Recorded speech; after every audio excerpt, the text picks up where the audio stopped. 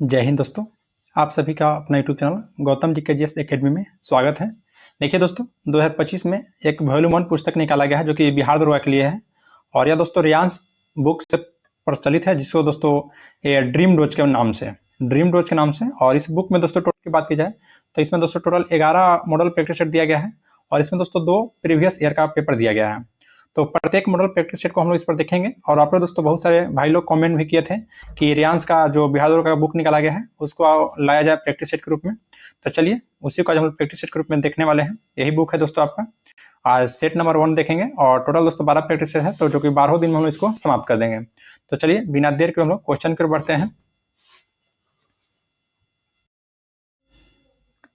आज हम लोग इस बीटी सेट नंबर 5 देखने वाले हैं। इससे पहले टोटल आपका 4 प्रैक्टिस सेट अपलोड कर दिया गया है। यदि आप नहीं देखे हैं तो हमारा यूट्यूब चैनल पर प्लेलिस्ट बनाकर डाल दिया गया है, वहां से आप लोग देख सकते हैं। तो चलिए दोस्तों बिना देर के हम लोग क्वेश्चन को स्टार्ट करते हैं। पहला क्वेश्चन है आपका है कि गिद्दा जो नृत्य का एक रूप है किस राज्य से संबंधित है। तो देखिए दोस्तों, गिद्दा जो नृत्य है ये आपका पंजाब राज्य से संबंधित है। किस राज्य से? तो पंजाब राज्य से। तो यहाँ पे ऑप्शन आपका ये राइट हो जाएगा। नेक्स्ट दोस्तों के सुमेलित करना है।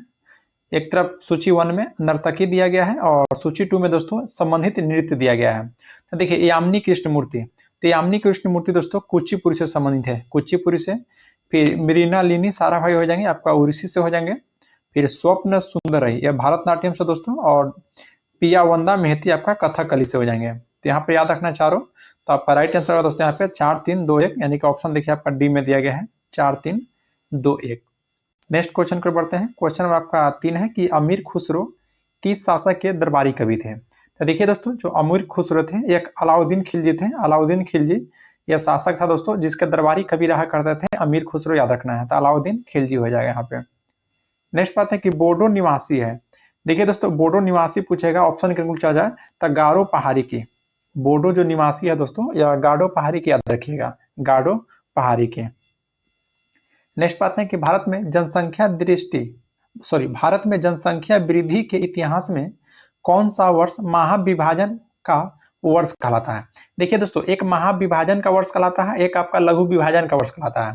तो जो महाविभाजन वर्ष कहलाता है दोस्तों जनसंख्या की वृद्धि में, वह वर्ष 1921 का। यही दोस्तों लघु विभाजन का था तो वर्ष 1951 हो जाता, वर्ष 1951। तो यहाँ से आपको दोनों आपको याद रख लेना है, महाविभाजन और लघु विभाजन। नेक्स्ट है कि भारत के किस नगर को इलेक्ट्रॉनिक उद्योग की राजधानी कहा जाता है। तो इलेक्ट्रॉनिक उद्योग की राजधानी आपसे पूछेगा दोस्तों, तो याद रखना है बेंगलुरु को कहा जाता है। इलेक्ट्रॉनिक उद्योग की राजधानी कहेगा तो बेंगलुरु को कहा जाता है। नेक्स्ट बात है कि विश्व का प्रथम हवाई डाक सेवा का प्रारंभ कब हुआ था। तो विश्व का प्रथम हवाई डाक सेवा का प्रारंभ 1911 में किया गया था, 1911 में। तो ऑप्शन नंबर ए आपका यहाँ पे राइट हो जाएगा। नेक्स्ट क्वेश्चन है, क्वेश्चन नंबर 8 है कि मीर कासिम ने बंदूकों एवं तोपों की कारखाना की स्थापना कहाँ किया था। तो देखिए दोस्तों, मीर खुसरो के द्वारा बंदूक और तोप की जो कारखाना स्थापित किया गया था वह दोस्तों मुंगेर में स्थापित किया गया था। और मीर कासिम के द्वारा दोस्तों मुर्शिदाबाद से राजधानी मुंगेर लाया गया था, मीर कासिम के द्वारा ही, याद रखिएगा। नेक्स्ट है कि निम्नलिखित में सैकॉन एवं एप्लीकेशन सॉफ्टवेयर नहीं है। तो दोस्तों इसमें जो विंडोज 7 है ना, यहाँ पे एक प्रकार का एप्लीकेशन सॉफ्टवेयर नहीं है, याद रखिएगा विंडोज 7 नहीं है। बाकी यहाँ से याद रखना है कि एडोब फोटोशॉप है, एमएस वर्ड है, और दोस्तों एक एंटीवायरस कौन सा, अवास्ट एंटीवायरस। नेक्स्ट है कि निम्न शैल तंत्रों में कौन सा धात्विक खनिज में सर्वाधिक संपन्न है। तो सर्वाधिक संपन्न दोस्तों बताइए निम्नलिखित में से कौन सा है। तो दोस्तों आपका धारावाड़ क्षेत्र है। धारावाड़ क्षेत्र में दोस्तों यह धात्विक खनिज के लिए सर्वाधिक संपन्न माना गया है, ऑप्शन सी हो जाएगा। नेक्स्ट है कि कोयला उत्पादक क्षेत्र सिंगरौली, सिंगरौली किस राज्य का दोस्तों। तो सिंगरौली मध्य प्रदेश का है। तो देखिए यहाँ पर ऑप्शन नहीं दिया गया है तो ऑप्शन डी आप लगा सकते हैं। सिंगरौली से याद रखना आपको कि मध्य प्रदेश की है, सिंगरौली मध्य प्रदेश की। नेक्स्ट है कि भारत में ऊर्जा का मुख्य स्रोत क्या है।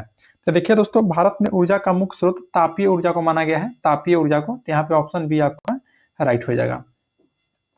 नेक्स्ट बात है कि निम्न में कौन सी खरीफ फसल नहीं है, मतलब दोस्तों कौन सा इसमें खरीफ फसल नहीं है। तो देखिए जो सरसों है ना दोस्तों, यह रबी फसल का उदाहरण है, ना कि खरीफ फसल का। तो यहाँ पे ऑप्शन आपका डी आपका राइट हो जाएगा। ऐसे याद रखना, सरसों आपका खरीफ फसल नहीं बल्कि रबी फसल का उदाहरण है। यहीं पे दोस्तों आपका कपास, मूंगफली, मक्का आपका खरीफ फसल का उदाहरण है। नेक्स्ट है कि IR-20 की फसल की अधिक पैदावार वाली किस्म है? तो IR-20 की फसल की अधिक पैदावार वाली किस्म दोस्तों आपका धान हो जाएगा। कौन सा हो जाएगा? तो धान हो जाएगा, याद रखिएगा। नेक्स्ट है कि रेगुर मिट्टी का दूसरा नाम क्या है? तो रेगुर मिट्टी का दूसरा नाम दोस्तों काली मिट्टी हो जाएगा। काली मिट्टी रेगुर मिट्टी का दूसरा नाम याद रखना है। नेक्स्ट बात है कि सही कथन को चुनना है, जिसमें पहला कथन है कि कांगेर घाटी राष्ट्रीय वन, जो कि दोस्तों छत्तीसगढ़ में है, बिल्कुल सही बात है। कांगेर घाटी राष्ट्रीय उद्यान पूछेगा तो छत्तीसगढ़, और कांगरा घाटी कहेगा तब हिमाचल प्रदेश हो जाएगा। नेक्स्ट है कि कुगती वन्यजीव अभ्यारण्य, तो कुगती वन्यजीव जो अभ्यारण्य है दोस्तों वो आपका हिमाचल प्रदेश में है, बिल्कुल सही बात है। कुगती वन्यजीव अभ्यारण्य हिमाचल प्रदेश में। नेक्स्ट है कि सुल्तानपुर पक्षी अभ्यारण्य जो कि हरियाणा में, ये भी सही है दोस्तों, सुल्तानपुर पक्षी अभ्यारण्य हरियाणा। तो तीनों सत्य है, तो ऑप्शन डी हो जाएगा। उपयुक्त सभी सत्य है। नेक्स्ट है कि भारतीय वन अनुसंधान संस्था कहाँ स्थित है? तो वन अनुसंधान संस्था कहेगा दोस्तों तो देहरादून में है। कहाँ में? तो देहरादून में, याद रखिएगा। नेक्स्ट है कि भारत के उत्तरी मैदान में शीतकाल में वर्षा होती है। तो भारत के दोस्तों उत्तरी मैदान में जो शीतकाल में वर्षा होती है वह दोस्तों याद रखना है पश्चिमी विक्षोभ से होती है। पश्चिमी विक्षोभ से, तो यहाँ पे ऑप्शन आप ए लगा सकते हैं। नेक्स्ट पाते हैं कि जायकवाड़ी परियोजना किस नदी पर है? तो जायकवाड़ी परियोजना दोस्तों आपका गोदावरी नदी पर है। जायकवाड़ी परियोजना दोस्तों किस नदी पर? तो गोदावरी नदी पर है, याद रखना है। यहीं पर दोस्तों कृष्णा नदी पर बताइए कौन सी परियोजना है? कृष्णा नदी पर दोस्तों बताइए, जो कि आंध्र प्रदेश में है दोस्तों। कृष्णा नदी पर बताइए कौन सी परियोजना है? तो नागा अर्जुन सागर परियोजना। नागा अर्जुन सागर परियोजना कृष्णा नदी पर, याद रखिएगा। नेक्स्ट है कि इनमें से कौन सी नदी कच्छ के रंग में समाहित होती है? तो दोस्तों कच्छ के रंग जो कि गुजरात में पड़ता है, और दोस्तों लूनी नदी, लूनी नदी समाहित हो जाता है कच्छ के रंग में, याद रखना है। नेक्स्ट है कि अमेरिका किस वर्ष द्वितीय विश्व युद्ध हुआ है? तो द्वितीय विश्व युद्ध दोस्तों 1939 से लेकर 1945 तक चला है, जिसमें 1941 ईस्वी में अमेरिका दोस्तों द्वितीय विश्व युद्ध में शामिल हुआ था। 1941 में, याद रखना है, द्वितीय विश्व युद्ध में शामिल हुआ है अमेरिका। नेक्स्ट है कि भुगतान संतुलन में निहित है। तो भुगतान संतुलन में दोस्तों आपका देखिए दृश्य व्यापार भी होता है, अदृश्य व्यापार भी होता है, और दोस्तों ऋण भी होता है। तो यहाँ पर आप सभी लगा सकते हैं, option D all of the above है। नेक्स्ट है कि राज कमेटी किससे संबंधित है? तो राज कमेटी दोस्तों एग्रीकल्चर यानी कि कृषि से संबंधित है। राज कमेटी याद रखना है, राज कमेटी कैसे? तो कृषि से। नेक्स्ट है कि नीति आयोग के विषय में कौन सा कथन सही नहीं है? मतलब दोस्तों कौन सा कथन आपका गलत है नीति आयोग के बारे में? चलिए हम इसको समझते हैं। इसमें पहला है कि इसका गठन योजना आयोग के स्थान पर किया गया है, बिल्कुल सही बात है दोस्तों। नीति आयोग का जो गठन किया गया है योजना आयोग के स्थान पर, कब दोस्तों? तो 1 जनवरी 2015 को किया गया है, याद रखना है, नीति आयोग की स्थापना। नेक्स्ट करा दोस्तों कि इसके एक पूर्णकालिक अध्यक्ष होते हैं, तो बिल्कुल सही बात है, यानी कि दोस्तों ए बी सी सही है, लेकिन ऑप्शन डी हो जाएगा दोस्तों इसका आंसर। आप लगा सकते हैं ऑप्शन डी, क्योंकि कह रहा है कि यह सहकारी संघवाद के सिद्धांत पर आधारित है, ये आपका गलत है। नेक्स्ट है दोस्तों कि आर्थिक नियोजन विषय है। तो आर्थिक जो नियोजन है दोस्तों वह समवर्ती सूची का विषय है। समवर्ती सूची का याद रखना है। देखिए दोस्तों संविधान में 7वीं अनुसूची में दोस्तों टोटल 3 सूची की बात की गई है, समवर्ती सूची, राज सूची, संघ सूची। तो उसी में दोस्तों समवर्ती सूची का विषय है आपका आर्थिक नियोजन, याद रखिएगा। नेक्स्ट है कि भारत सरकार के बजट के आंकड़ों में कुल व्यय और कुल प्राप्ति के बीच के अंतर क्या होता कहते हैं? तो उसको दोस्तों राजकोषीय घाटा हम लोग कहते हैं। राजकोषीय घाटा याद रखना है, कुल व्यय और कुल प्राप्ति के बीच का दोस्तों अंतर कहलाता है राजकोषीय घाटा। नेक्स्ट है कि गंगा के दक्षिणी मैदान में निम्नलिखित में से कौन सी नदी प्रवाहित नहीं होती है? तो गंगा मैदान के दोस्तों दक्षिणी में कह रहा है, दक्षिणी में कौन सा नहीं होता है? तो देखिए बागमती, बागमती जो होता है दोस्तों यह उत्तरी में प्रवाहित होता है, उत्तरी की ओर से, याद रखना है। बाकी यहाँ से पेमार, फल्गु और पुनपुन दोस्तों जो कि दक्षिण मैदान से मिलती है गंगा नदी में। नेक्स्ट है दोस्तों कि बिहार के उत्तर से दक्षिण, तो उत्तर से दक्षिण की लंबाई कहेगा दोस्तों तो 345 किलोमीटर, और यही पूरब से पश्चिम कहेगा तो 483 किलोमीटर हो जाता है। तो यहाँ उत्तर से दक्षिण पूछा है तो 345 आप लगा सकते हैं।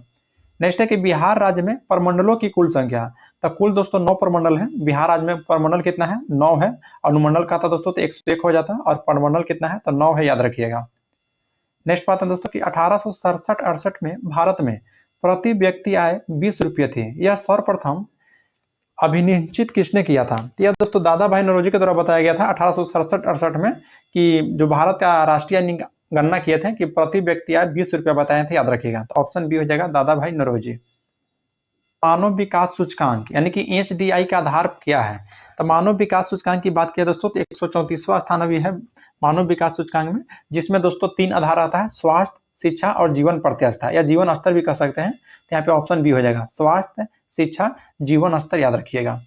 नेक्स्ट बात है क्वेश्चन नंबर 32 है कि वर्ल्ड डेवलपमेंट रिपोर्ट का प्रकाशन करता है। देखिए दोस्तों, वर्ल्ड डेवलपमेंट रिपोर्ट का वार्षिक प्रकाशन किया जाता है आईबीआरडी के द्वारा। आईबीआरडी के द्वारा, याद रखना है, आईबीआरडी के द्वारा। नेक्स्ट पाते हैं कि यदि तरंग 2.5 सेकेंड में 20 कंपन पूरा करता है तो इसकी दोस्तों आवृत्ति क्या हो जाता है। तो इसको दोस्तों आवृत्ति क्या हो जाता है बताइए। तो इसको दोस्तों 20 से आपका 2.5 से भागा दीजिएगा तो 8 हर्ट्ज जाएगा, यानी कि दोस्तों 8 हर्ट्ज हो जाता है आवृत्ति, इसका याद रखिएगा। नेक्स्ट है कि लोकतंत्र विकास के लिए पंचायती राज संस्थाओं का पुनर्जीवन पर एल.एम. सिंघवी समिति को कब नियुक्त किया गया था। तो एल.एम. सिंघवी समिति क्या है दोस्तों, तो 1986 में, जो कि पंचायती राज से संबंधित है। वहीं पर दोस्तों 1957 में बात की जाए तो दोस्तों बलवंत राय मेहता की स्थापना हुआ था 1957 में, याद रखिएगा। फिर दोस्तों 1977 में हुआ था, जो कि अशोक मेहता समिति की स्थापना, वो भी पंचायती राज समिति से संबंधित है। तो चलिए दोस्तों नेक्स्ट क्वेश्चन कर बढ़ते हैं। क्वेश्चन नंबर 35 कि किस संविधान संशोधन अधिनियम के अंतर्गत भूतपूर्व देशी राजाओं के प्रीवियर्स को समाप्त कर दिया गया था। तो बताइए दोस्तों, ये 26वां संविधान संशोधन के तहत, याद रखिएगा, 26वां संविधान संशोधन अधिनियम के तहत भूतपूर्व देशी राजाओं के प्रीवियर्स को समाप्त कर दिया गया था, याद रखिएगा। नेक्स्ट है कि भारतीय संविधान में अल्पसंख्यक को मान्यता किस आधार पर दी गई थी। तो भारतीय संविधान में दोस्तों अल्पसंख्यक को जो मान्यता दिया गया था धर्म और भाषा के आधार पर, धर्म और भाषा के आधार पर, याद रखिएगा। नेक्स्ट है कि आम आदमी पार्टी का गठन किस वर्ष में हुआ है। तो आम आदमी पार्टी का गठन दोस्तों वर्ष 2012 में किया गया है, वर्ष 2012 में। और यह दोस्तों नेशनल पार्टी में इसको दर्जा दिया गया है, राष्ट्रीय पार्टी के रूप में दर्जा दिया गया है आम आदमी पार्टी को। और यह दोस्तों जो कि मुख्य रूप से दिल्ली में, जो कि केजरीवाल को आप जान रहे हैं, वह आम आदमी पार्टी से ही संबंधित है।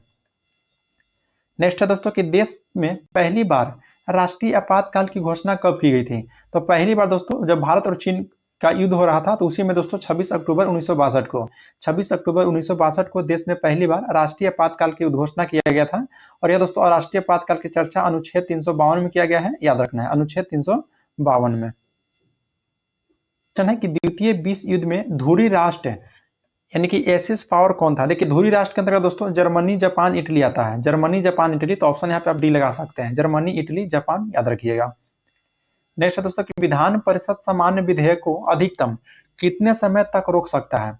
तो विधान परिषद दोस्तों सामान्य विधेयक को अधिकतम कहे कितने समय तक रोक सकता है। तो अधिकतम दोस्तों 4 महीने तक रोक सकता है। देखिए कोई भी विधेयक जो रहता है दोस्तों, जैसे समान विधेयक यहाँ पर चर्चा रहता है, समान विधेयक हम आपको बात में बता रहे हैं कि अगर समान विधेयक विधानसभा से पास होकर विधान परिषद के पास आता है तो विधान परिषद दोस्तों अधिकतम उसको 4 महीने तक रोक सकता है। नेक्स्ट है कि निम्नलिखित में कौन सा रासायनिक परिवर्तन का उदाहरण है। तो रासायनिक परिवर्तन का उदाहरण दोस्तों ऑप्शन बी में हो जाएगा। जो ऑप्शन बी दे रहा है कि सब्जी को पकाने पर उनका मुलायम हो जाना, यह आपका रासायनिक परिवर्तन का उदाहरण है। अब बाकी जो भी है दोस्तों आपका भौतिक परिवर्तन का उदाहरण है। नेक्स्ट है कि इनमें से किस कांच का उपयोग दैनिक उपयोग में आने वाले घरेलू बर्तन के निर्माण में किया जाता है। तो दोस्तों सोडा ग्लास का प्रयोग किया जाता है। सोडा ग्लास का प्रयोग याद रखना है, सोडा ग्लास का।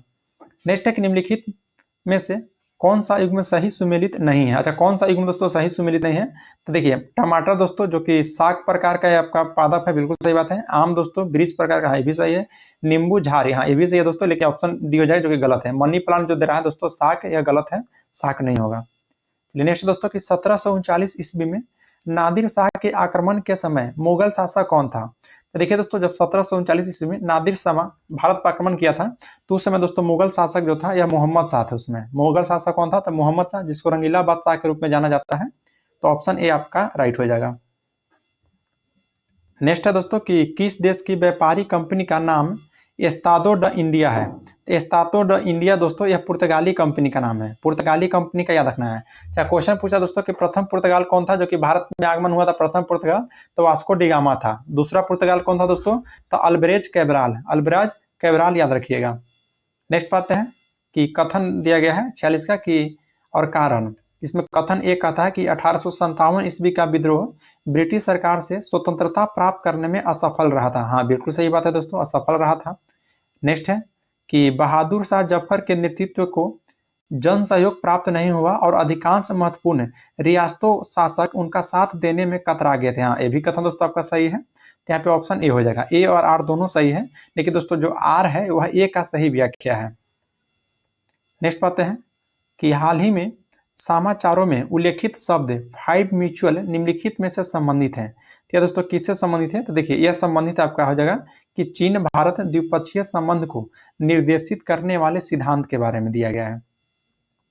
नेक्स्ट बात है दोस्तों क्वेश्चन 48 है कि रुद्रम, ध्यान देना है कि रुद्रम 2 एक प्रकार का क्या है, तो रुद्रम 2 जो है दोस्तों यह एक प्रकार के एंटी रेडिएशन मिसाइल है, एंटी रेडिएशन मिसाइल है, याद रखिएगा।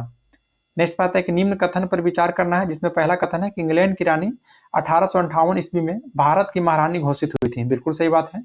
नेक्स्ट दोस्तों कि राजा जॉर्ज और रानी क्यूरी ने 1911 ईस्वी में दिल्ली दरबार रखा था, हाँ ये भी सही है दोस्तों, इसी को उपलक्ष्य में रखा गया था, तो यहाँ पे ऑप्शन सी हो जाएगा, 1 और 2 दोनों सही है, 1 और 2 दोस्तों दोनों सही है, याद रखिएगा।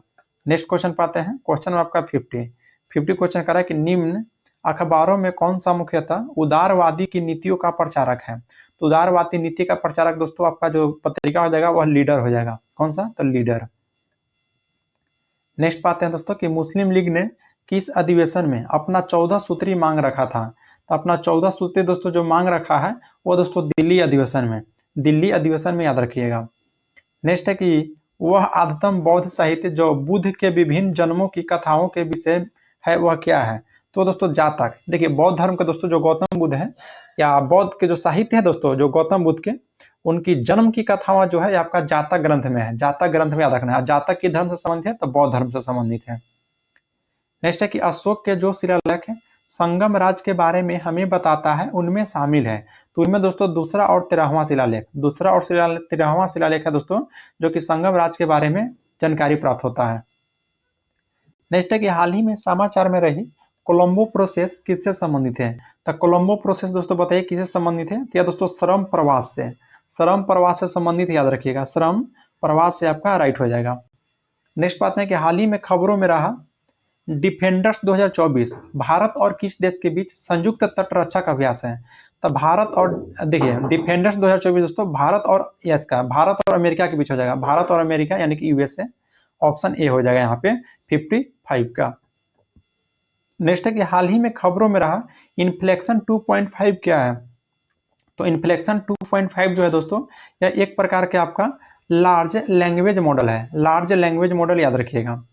नेक्स्ट है कि निम्न में से कौन सा एक प्राचीन भारत में व्यापारियों का निगम है, तो बताइए दोस्तों कौन सा है जो एक प्राचीन भारत में व्यापारियों का निगम हो जाएगा, तो दोस्तों याद रखना है ऑप्शन के दोस्तों तो मनीग्राम हो जाएगा, मनीग्राम।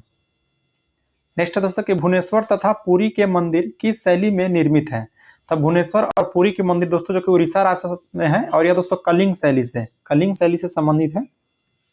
नेक्स्ट है कि हाल ही में समाचार में उल्लेखित याउन घोषणा निम्नलिखित में से किस मुद्दे से संबंधित है, तो देखिए दोस्तों जो याउन घोषणा है यह मलेरिया उन्मूलन से संबंधित है, याद रखना है किससे, तो मलेरिया उन्मूलन से, यानी कि ऑप्शन नंबर यहाँ पे सी आपका राइट हो जाएगा। नेक्स्ट है कि भारतीय संसद की लोक लेखा समिति इसकी जांच करता है, तो भारतीय संसद की दोस्तों लोक लेखा समिति की जांच जो करता है यह नियंत्रण एवं महालेखा परीक्षा की रिपोर्ट, नियंत्रण एवं महालेखा परीक्षा की रिपोर्ट की जांच कौन करता है, तो दोस्तों लोक लेखा समिति, और लोक लेखा समिति में टोटल दोस्तों 22 सदस्य होते हैं, जिसमें 15 सदस्य लोकसभा से और 7 सदस्य आपका राज्यसभा से। नेक्स्ट दोस्तों कि स्पीकर सदन के किसी सदस्य को बोलना बंद करने और किसी अन्य सदस्य को बोलने देने के लिए कह सकता है, या दोस्तों इनका कैसा अधिकार है, या दोस्तों इनका यील्डिंग द फ्लोर है, यील्डिंग द फ्लोर इसको कहते हैं हम लोग, यील्डिंग द फ्लोर। नेक्स्ट है कि बिहार के किस जिले में पटवा टोली नामक गांव को आईआईटी फैक्ट्री के रूप में मान्यता मिला है, तो पटवा टोली दोस्तों कहाँ में, तो भागलपुर में, पटवा टोली नामक गांव में दोस्तों भागलपुर में है, जहां पर आईआईटी फैक्ट्री के रूप में मान्यता दिया गया है। नेक्स्ट है कि रैंप स्कीम का संबंध है, तो रैंप स्कीम का दोस्तों संबंध किससे है बताइए, रैंप स्कीम का संबंध किससे है, तो आपका 63 का दोस्तों राइट आंसर हो जाएगा ऑप्शन नंबर सी, कि दोस्तों किस ऑप्शन से दोस्तों सूक्ष्म लघु और मध्यम उद्यम क्षेत्र से, हाँ ठीक है दोस्तों ऑप्शन सी हो जाएगा, सूक्ष्म लघु और मध्यम उद्यम क्षेत्र है। तो नेक्स्ट है दोस्तों क्वेश्चन 64 है कि अंग्रेजों के द्वारा रैयतवारी बंदोबस्त लागू किया गया था, तो अंग्रेजों को द्वारा दोस्तों रैयतवारी बंदोबस्त जो लागू किया गया था रीड और मुनरो के द्वारा, जो कि दोस्तों आपका मद्रास प्रेसिडेंसी में और मुंबई प्रेसिडेंसी में, तो यहाँ पे ऑप्शन आप डी लगा सकते हैं, बी और सी दोनों हो जाएगा। नेक्स्ट है दोस्तों कि कालीमंतान जिस द्वीप का अंग है वह दोस्तों है, तो कालीमंतान दोस्तों यह बोर्नियो द्वीप का अंग है, याद रखना है बोर्नियो द्वीप का, तो ऑप्शन बी आप यहाँ पे राइट हो जाएगा। नेक्स्ट है कि निम्न कथन पर विचार करना दोस्तों, जिसमें पहला कथन दिया गया है कि अर्थव्यवस्था में मुद्रास्फीति को रोकने के लिए बैंक दर को घटाया जाता है, नहीं दोस्तों ऐसा कोई बात नहीं है, बैंक दर को घटाया नहीं जाता है। नेक्स्ट कह रहा है कि बैंक दर वह दर होती है जिस पर भारत रिजर्व बैंक की आवश्यकता पड़ने पर अन्य व्यापारिक बैंकों को दीर्घकालीन ऋण उपलब्ध कराता है। हाँ, एक कथन सही है दोस्तों, यानी कि ऑप्शन यहाँ पे आपका बी राइट हो जाएगा। नेक्स्ट पाते हैं क्वेश्चन 67 है कि पृथ्वी पर सबसे गहरा स्थल कौन है दोस्तों? तो पृथ्वी पर सबसे गहरा स्थल मेरियाना ट्रंच है, जो कि प्रशांत महासागर में है। मेरियाना ट्रंच याद रखना है। नेक्स्ट है कि निम्नलिखित में कौन सा पदार्थ है पानी में मिलाने पर गर्मी पैदा करता है? तो कैल्शियम ऑक्साइड। कैल्शियम ऑक्साइड दोस्तों ऐसा पदार्थ है जिसको पानी में मिलाने पर दोस्तों गर्मी पैदा करता है, याद रखिएगा। नेक्स्ट है दोस्तों कि the house was river and railway station है, तो यहाँ पर दोस्तों बिटवीन का प्रयोग हो जाएगा, between river and railway station. या दोस्तों पिछला सेट में भी आपका क्वेश्चन था, शायद सेट नंबर 3 में था। नेक्स्ट है कि पालक में निम्नलिखित में कौन सा अम्ल पाया जाता है? तो पालक में दोस्तों बताइए कौन सा अम्ल पाया जाता है? तो दोस्तों याद रखना C2H2O4, C2H2O4 हो जाएगा यहाँ पे आपका राइट आंसर। नेक्स्ट है कि निम्न में कौन सा यांत्रिक तरंग है? तो यांत्रिक तरंग की बात करें दोस्तों तो ध्वनि तरंग हो जाएगा। यांत्रिक तरंग आपका कौन सा है? तो ध्वनि तरंग है, याद रखना है ध्वनि तरंग। ऐसे दोस्तों अनुधारित तरंग भी कहा जाता है ध्वनि तरंग को। नेक्स्ट है कि मनुष्य की सभ्यता को सीमा क्या है? तो मनुष्य के दोस्तों जो सभ्यता की सीमा है वो दोस्तों 20,000 से लेकर 20,000 हर्ट्ज था, तो नहीं दिया गया, यानी कि ऑप्शन आप यहाँ पे डी लगा सकते हैं। 20 से दोस्तों 20,000 हर्ट्ज है जो कि मनुष्य उसको सुन पाता है। नेक्स्ट पाते हैं कि डाइन किसकी मात्रक है? तो डाइन बताइए दोस्तों किसका है? तो बल का, यानी फोर्स का हो जाएगा, फोर्स का डाइन मात्रक हो जाएगा। नेक्स्ट है दोस्तों कि हीरा का चमकना उदाहरण है। तो हीरा का चमकना यानी कि दोस्तों पूर्ण आंतरिक परावर्तन।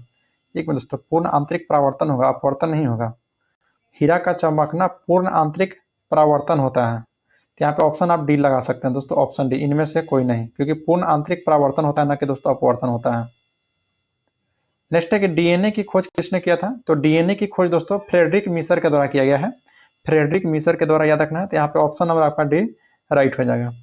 नेक्स्ट है कि साबुन निम्न के द्वारा ग्रीस हटाता है। तो साबुन दोस्तों किसके द्वारा ग्रीस हटाता है? तो पाइसीकरण के द्वारा, पाइसीकरण के द्वारा, याद रखना है पाइसीकरण के द्वारा। नेक्स्ट है कि परमाणु संख्या 29 यह किससे संबंधित है? तो दोस्तों डी ब्लॉक से है। परमाणु संख्या जो 29 है दोस्तों वो आपका डी ब्लॉक से संबंधित, याद रखना है डी ब्लॉक से। नेक्स्ट है कि दोस्तों कि धोने का सोडा का रासायनिक नाम। तो धोने वाला सोडा का रासायनिक नाम दोस्तों सोडियम कार्बोनेट होता है, लेकिन यही खाने वाला सोडा पूछता है तो सोडियम बाइकार्बोनेट हो जाता है, यानी कि ऑप्शन सी हो जाता है। लेकिन धोने का सोडा का पूछा है तो ऑप्शन बी हो जाएगा सोडियम कार्बोनेट। नेक्स्ट है कि एल्युमिनियम बनाने के लिए कौन सा मुख्य खनिज प्रयोग होता है? तो एल्युमिनियम बनाने के लिए दोस्तों बॉक्साइड का या एल्युमिनियम का एस का है बॉक्साइड, याद रखना है। नेक्स्ट है दोस्तों कि एक पक्षी तथा कीट के पर क्यों होते हैं? तो एक पक्षी और कीट का दोस्तों पर जो होता है यह समवृत्ति अवयव को होता है, क्या होता है? तो समवृत्ति अवयव। नेक्स्ट है कि नाभि के अलावा कोशिका के किस कोशिकांग में डीएनए पाया जाता है? तो नाभि के अलावा दोस्तों माइटोकॉन्ड्रिया में पाया जाता है, माइटोकॉन्ड्रिया में, याद रखना है, यानी कि ऑप्शन सी हो जाएगा माइटोकॉन्ड्रिया में। नेक्स्ट है दोस्तों कि लार में से किसके पाचन में सहयोग करता है? तो लार दोस्तों स्टार्च के पाचन में सहयोग करता है, तो ऑप्शन डी हो जाएगा, लार आपका स्टार्च के पाचन में सहयोग करता है। नेक्स्ट है कि निम्न विटामिन में से कौन सी किसी स्वप्न को पर्याप्त अवधि तक याद रखने में सहायक होता है? बताइए दोस्तों, वेरी इंपॉर्टेंट क्वेश्चन है। तो याद रखना है विटामिन दोस्तों B6 हो जाता है, बी कॉम्प्लेक्स होता है, बी कॉम्प्लेक्स यानी कि विटामिन B6, स्वप्न में दोस्तों विटामिन B6। नेक्स्ट है कि निम्न में कौन सा रूपांतरित स्तंभ तना है? बताइए दोस्तों कौन सा है? तो आलू हो जाएगा, आलू दोस्तों आपका तना का उदाहरण हो जाएगा, तना का यानी पोटैटो जिसको बोलते हैं। नेक्स्ट है कि यक्ष्मा नामक रोग। तो यक्ष्मा नामक रोग दोस्तों बैक्टीरिया से संबंधित है। यक्ष्मा किससे संबंधित है? तो यह दोस्तों बैक्टीरिया से संबंधित, याद रखना है। नेक्स्ट है कि बिहार में द्वैत शासन की शुरुआत किस अधिनियम के द्वारा किया गया है? तो देखिए दोस्तों बिहार यानी कि राज्य में द्वैत शासन कहेगा दोस्तों, तो 1919 के गवर्नमेंट ऑफ इंडिया एक्ट के तहत, 1919 के गवर्नमेंट ऑफ इंडिया के तहत दोस्तों, याद रखना है। चलिए नेक्स्ट क्वेश्चन पाते हैं। क्वेश्चन में दोस्तों आपका 87 कि बिहार में उर्दू की दूसरी राजभाषा दर्जा कब दिया गया है? तो बिहार में दोस्तों उर्दू को दूसरा राजभाषा के रूप में जो दर्जा दिया गया है वह याद रखना दोस्तों कि 1984 ईस्वी में, 1984 ईस्वी में दोस्तों। और पहला बिहार की राजभाषा क्या है दोस्तों? तो हिंदी है, दूसरा उर्दू। तो उर्दू को कब? तो 1984 ईस्वी में। नेक्स्ट है निम्नलिखित में से कौन सा नाइट्रोजन फिक्सिंग जीव नहीं है? तो नाइट्रोजन फिक्सिंग जीव दोस्तों कौन सा नहीं हो जाएगा? तो ऑप्शन यहाँ पे डी हो जाएगा। देखिए ऑप्शन डी दोस्तों, जो कि पेसिडोमोनास हो जाएगा। नेक्स्ट है कि एक चतुर्भुज के विकर्ण की लंबाई 10 सेंटीमीटर और 24 सेंटीमीटर है, तो इसका परिमाप बताइए क्या हो जाएगा? तो इसका परिमाप दोस्तों 52 सेंटीमीटर हो जाएगा, 52 सेंटीमीटर। नेक्स्ट है कि एक गांव की जनसंख्या 16, अच्छा मैथ है दोस्तों, तो जब इसको बनाइएगा तो 19,800 आंसर आएगा, 19,800 यानी कि ऑप्शन सी हो जाएगा।